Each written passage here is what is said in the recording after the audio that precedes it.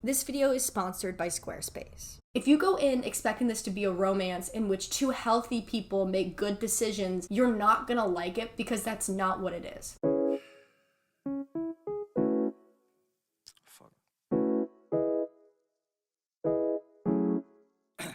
Hi, hello, how are you? How are you doing? Welcome back to my channel. Taking care of yourself? Doing some good? Drinking some water? You better be. Anyways, I've moved. This is my new space. We'll do a little update at some point. Not now, because I'm just hanging out. So I get a lot of comments on this channel because I think I attract a certain kind of viewer. There's people who already read, who watch my videos, want recommendations, but there's also people who don't really know where to start when it comes to reading. So I figured today what I'd do is I would go through every book I've ever given 5 stars to. I've cut them up into little sections based on genre.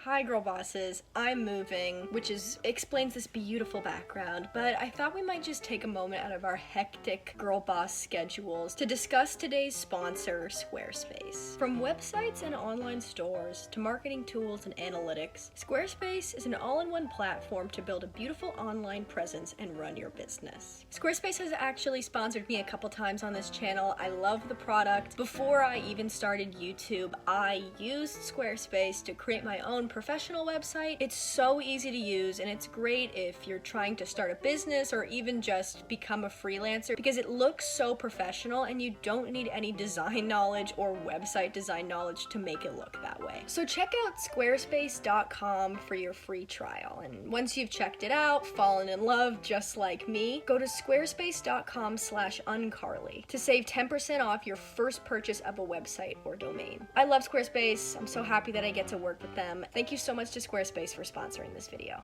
I have a fuck ton of fiction. First and foremost, literally, who is surprised? No one. No one's surprised. Sally Rooney. Sally Rooney is my favorite author. I have and will read literally anything she publishes. She could publish a hit piece on me in which she invokes her intense, deep following to kill me, and I would read it. Sally Rooney's most popular book is Normal People, but again, every single one of these I gave 5 stars to. Her books are literary fiction, but they're kind of also new adult, so they basically will follow a young woman in her early 20s dealing with the fact that she's probably depressed. She has some toxic relationships, but also toxic qualities herself. That's basically what happens. There's not a lot of plot. They often have romantic aspects. Normal People is about Marianne and Connell and their relationship from high school into their adult lives. This is the first one I read. Fucking loved it. Obsessed. It's not a romance. I think in order to really love Sally Rooney, you have to go in knowing what it is. If you go in expecting this to be a romance in which two healthy people make good decisions, you're not gonna like it because that's not what it is. It's more so an exploration on power and class and sex and relationships. But I also love Conversations with Friends, her first novel. This is about Frances and she gets involved in a relationship with a married man. And again, it focuses on power and sex. It's basically just, again, a woman getting in a relationship with a married man and then being like,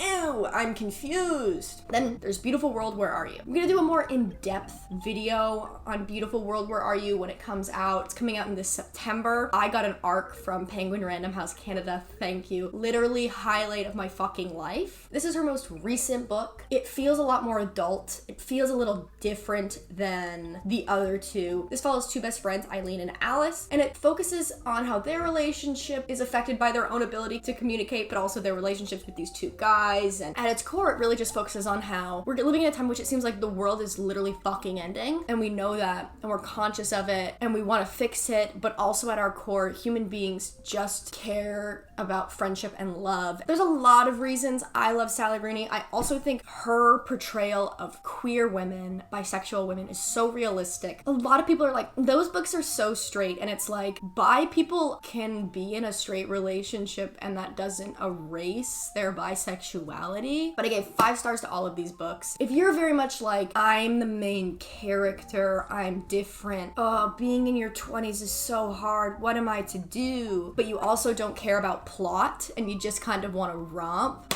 would recommend. In a similar vein, if you've read all of Sally Rooney's books and you want a little bit of a fixer, I would recommend Exciting Times by Nisha Dolan. It's by a different Irish author, but it's the same vibe of 20-year-old woman entirely lost. She's working as an English teacher in Hong Kong. She has a relationship with an English banker, Julian, who's a man, and also a Hong Kong-born lawyer, Edith, who's a woman. So if you're directionless, I would recommend Exciting Times by Nisha Dolan. Okay, this is Less by Andrew Sean Greer, one of my favorite books of all time. I read this last year and was blown away by it. So Less is a literary fiction, but it's also kind of just like a literary, highbrow, rom-com kind of moment. Like I could see this as a movie. And it follows the author, Andrew Less. Him and his boyfriend broke up a couple years ago, and now his boyfriend is getting married to someone else. And he gets invited to the wedding, but he doesn't want to go, obviously, because he doesn't want to be like pitied and it seems sad. But he also doesn't want to reject it because then that seems petty. So what he does, because he's an author, is he accepts every invitation he gets to a literary event around the world so he can basically go on a really long trip and miss the wedding. So he goes to France, he goes to Morocco, he goes to Germany. It's just a study in heartbreak, on life, and what it means when you kind of are accepting that you're getting older. It's super, super funny. I just really loved it. It's also joyful, which I love because I feel like so many books are like, sadness is the only way to create serious art. This is a happy, funny book that also poses interesting questions. I'd recommend this if you want like a fun read, but you're also like serious. Next, we have Memorial by Brian Washington. This book is one of the best books I've literally ever read.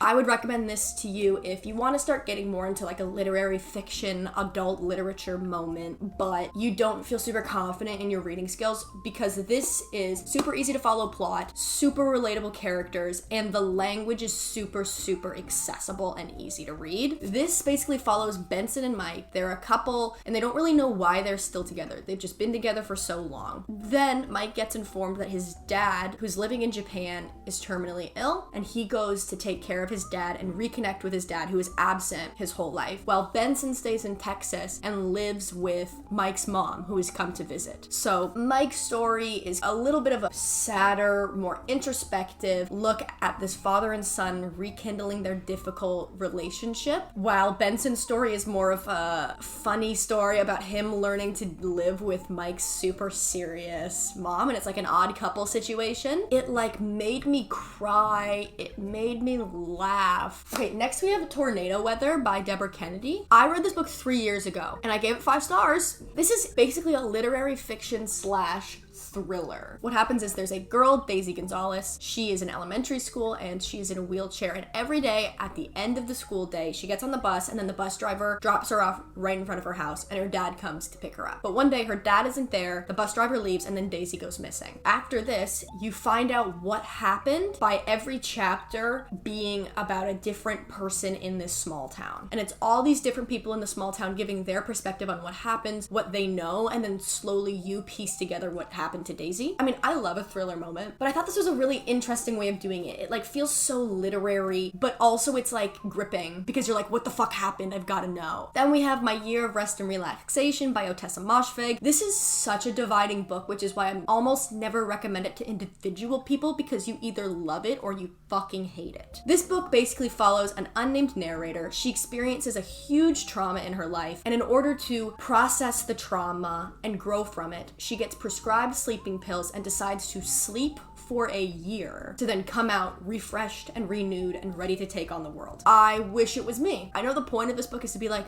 look how fucked up this narrator is. She wants to sleep for a whole year, can you believe it? But I'm like, sounds pretty good. You will like this book if you want to read something about a depressed woman, a woman who is mentally unwell. If you want to read a character study about the intersection of gender and privilege and mental illness, look no further. But if you need plot or you need likable characters, this baby is not for you. But I will say, the way that Otessa Moshfegh understands the gruesomeness of mental illness in regards to being female identifying, so often when there's a book about a mentally unwell woman, oftentimes it is written from the perspective of a man. It's like, she beautifully lay in bed. She was so sad, lying there perfectly. And this is like, no, mental illness is disgusting, and you're dirty, and you're unwell, and it makes it gruesome, which is so refreshing. Next, we have Such a Fun Age by Kylie Reed. This is a story about Alex and Amira. Alex is a mommy blogger woman who just moved from New York to like the suburbs of Philadelphia, and she needs a babysitter for her child, so she gets Amira Tucker. One day, when Amira is taking care of Alex's child in the supermarket, the security guard is racist and infers that she's kidnapped Alex's child, and that traumatic moment unravels their relationship. Again, this is a good book if you want to get more into reading literary fiction, but you don't want to read anything with too complex of language. I think I read this book in like 3 days. I couldn't put it down. And it's one of those books that you finish and you just think about constantly, like the questions that it poses. So I would recommend. Next, I'm gonna do plays. The first one, if you just want to get into reading plays and you don't know where to start, the author Neil Simon is great. I would recommend to you The Odd Couple female version. The Odd Couple is like a very famous cultural touchstone, at least here in North America. Why is my nose so itchy? Am I okay? There is Unger and Madison. They are two very different individuals. One is kind of messy and tomboyish, and the other is very uptight, tightly wound. And when one of their relationships falls apart, they live together. And it's basically about the shenanigans they get into as opposites. It's fun. Neil Simon's writing is super accessible. It's not too serious, and I like the female version because they update it even a little bit more. Neil Simon is one of the most influential playwrights of the 20th century. Would recommend. If you want to read Shakespeare, I'd recommend The Twelfth Night. My copy is entirely ripped up, but I found this to be a Shakespeare play that's super fun to read. It's a comedy. It involves lots of gender swapping and romance, and it feels very modern. It feels very fun. Basically what happens is there's two twins. They get lost in a shipwreck. Viola, the sister, pretends to be her brother, and the brother pretends to be someone else entirely. And it's just a very funny comedy of errors where Viola's meddling in this duke's personal life. The woman that the Duke likes is in love with Viola's brother. Like, it's just a mess. But it's actually a fun Shakespeare play. You know, it's not like death, I want to kill myself. It's like, love is so weird. And finally, I'd recommend Slave Play by Jeremy O. Harris. I gave my copy to my sister, so I don't have it. Jeremy O. Harris is a contemporary playwright. If you are looking to read more plays, this is a great one. I don't want to spoil too much because there's a really big twist in the middle, but it talks about race and sex and oftentimes the racist tendencies of well-meaning white people. Jeremy O. Harris is like the most exciting young playwright we have these days. Their work is chef's kiss, and if you want to read more contemporary, Jeremy O. Harris is where you should look. For novellas, I would recommend This Is Pleasure by Mary Gaitskell. I found this to be a very interesting and unique take on the Me Too movement. I'm always very reticent to read more on the Me Too movement because when you're a woman, you get it, like you've lived it. It's not something I need to read about because it's like fully a life and something that we've all known forever. But this take is so interesting. Instead of dealing with the perspective of a woman who's been traumatized by sexual misconduct or sexual violence by a man, it deals with a woman who is a friend of one of these men who has been accused of sexual harassment, and how the human brain processes this information. Somebody that you are connected to, that you know, being accused of these horrible things. What does your brain do in that moment? And it's literally incredibly short. Like, how long is this? It's 82 pages. If you want a short, easy to read story that poses really, really interesting questions and makes you think, This Is Pleasure by Mary Gaitskell. Okay, now we're moving on to nonfiction. First, we'll do the two memoirs. This is Lust and Wonder by Augustin Burroughs, and it follows the author's life and characterizes it through his different loves. So you start out when he's 19, he moves to San Francisco to pursue marketing because marketing's his love. Then you follow him through his deep addiction to alcohol because alcohol is his love, and also there are romantic loves in there as well. You talk about his relationship with his husband, his relationship with his ex-husband. Augustin Burroughs is fucking funny. It's a little dated, I will say. I think it came out in 2014. So there's some jokes in there that you're like, but I love how funny it is. He deals with really serious subject matter like his own addiction, a failing marriage, infidelity, but he's so unwell that the ways that he deals with it are so funny. He tries to catfish his ex-husband at one point. He talks about trying to be the most interesting person in his therapy sessions. It's just very relatable, very funny. It's a nice voice, you know? Then we have I Am Not Myself These Days by Josh Kilmer Brissell. This follows Josh, who is a drag queen in the underbelly of New York City's nightlife, and follows Josh's relationship with his boyfriend, who is a sex worker who is addicted to crack, I think. I think it's crack. I don't know a lot about drugs. And talks about how that relationship ping-pongs between incredibly supportive and loving to emotionally abusive and scary at some points. It's a wild story. I think I read this book in 2 days. I couldn't put it down. His life is just wild. This is not a memoir. This is like hardcore nonfiction, and it is So You've Been Publicly Shamed by Jon Ronson. This basically follows public shaming through a modern lens and talks about cancel culture. But it's not one of those books that's like, cancel culture is cancer, it's killing our society, it's the worst thing ever. It like talks about it from a very nuanced and neutral perspective. It basically compares cancel culture to, in the old times, when we'd put someone up to one of these things and we'd like stone them or throw rotten food at them. The need to publicly shame other humans who are acting outside of society's norms is not new. So he talks about a lot of big public cancellations and why certain people get canceled and other people don't. I just found it very gripping. It's a great nonfiction to read if you want to get into nonfiction, but you're like, I don't want to read like a textbook, that's boring. So yes, those are the books I have given 5 stars to. Those are the best books I've read, I guess. Hope you enjoy. All of my information and my socials is in the description below. Thank you so much to Squarespace for sponsoring this video. Other than that, I'll see you soon. Bye.